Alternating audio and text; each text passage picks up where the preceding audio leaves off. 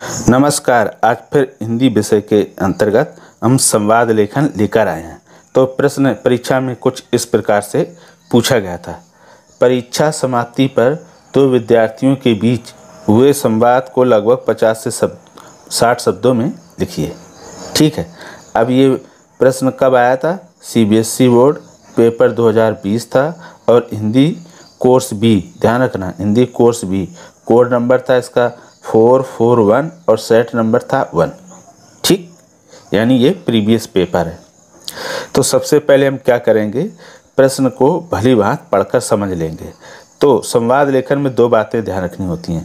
पहले तो ये कि संवाद किनके बीच हो रहा है और संवाद किस विषय पर हो रहा है। ध्यान रखिएगा कि संवाद किनके बीच हो रहा है और उसका विषय क्या है। तो यहाँ पर संवाद दो विद्यार्थियों के बीच हो रहा है और विषय क्या? परीक्षा की समाप्ति।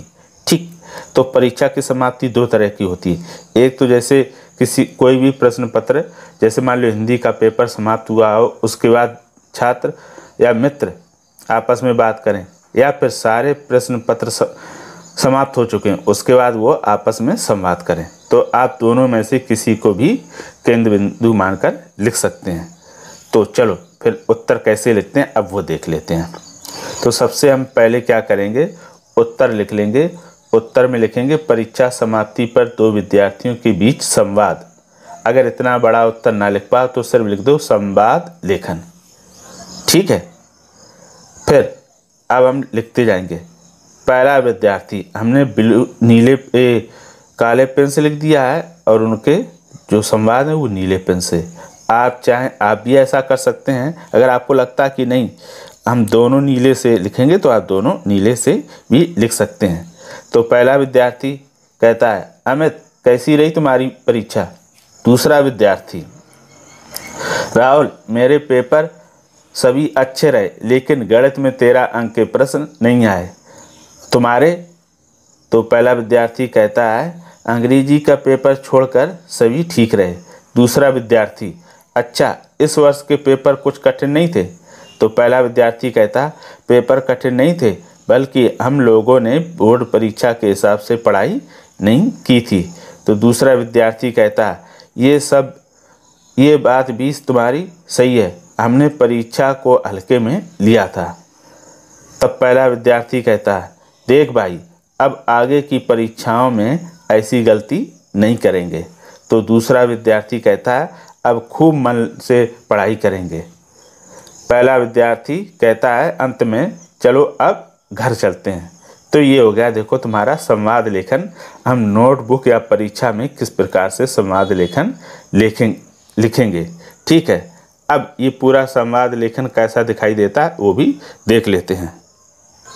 जब पूरा संवाद लेखन हम लिख लेंगे तो कुछ इस प्रकार से दिखाई देगा। ये देखो आपका उत्तर लिखा है और ये पहला विद्यार्थी दूसरा विद्यार्थी लिखे हैं और ये उनके संवाद लिखे हैं। अब संवाद लेखन लिखते समय सावधानी क्या क्या रखनी है ये और समझ लो। तो देखो सबसे पहले क्या करोगे कि संवाद लेखन जब लिखेंगे उसको अपनी ही भाषा शैली में लिखेंगे। ठीक है। अब जो ये संवाद लिखते हैं इसमें अशुद्धियाँ ना हो, किसी प्रकार की त्रुटियाँ, यानी ये शब्द जो गलत ना हो, उसके लिए क्या करेंगे, आप हमेशा ऐसे ही शब्दों का प्रयोग करना जिसको आप सरल और सही ढंग से लिख पाओ। जो शब्द आपको कठिन और मुश्किल लगते उनको बिल्कुल ना लिखें, तो इससे क्या होगा, अशुद्धियों से बच जाएंगे। अब दूसरा, इसका अभ्यास कैसे करेंगे? तो सबसे पहले क्या करेंगे, जैसे ये एक संवाद लेखन है और प्रीवियस पेपर का, आप इसको देखकर 1 से 2 बार लिख लें। ठीक है। अगर आपको 2 बार में ना आए तो 3 बार, और फिर उसके बाद आप बिना देखे लिखें और फिर मिलान कर लें। तो मिलान करने के बाद देख लेंगे, जो गलतियां रहेगी उनको सुधार लेंगे। अगर ऐसा आप 4 से 5 बार करेंगे और 4 से 5 संवाद लेखन में, तो आपको ये मान के चलो कि 1 घंटे में आप पूरा संवाद लेखन लिखना अच्छी और आसानी से सीख जाएंगे। और लिखकर बताइए कि आपने इस तरह से अभ्यास किया हो, और अगर अभ्यास किया हो तो आपने कितने संवाद लेखन लिखने या कितनी बार लिखने के बाद आपने सीखा, ये हमें ज़रूर बताइएगा। तो ये हो गया दो विद्यार्थियों के बीच संवाद लेखन परीक्षा से संबंधित। अगर कोई ऐसा विषय है जिस पर जो महत्वपूर्ण हो और आपको उस पर संवाद ना आ रहा हो तो हमें कमेंट करके अवश्य बताइएगा। और ये भी बताइएगा कि ये आपको कितना समझ में आया कि नहीं आया।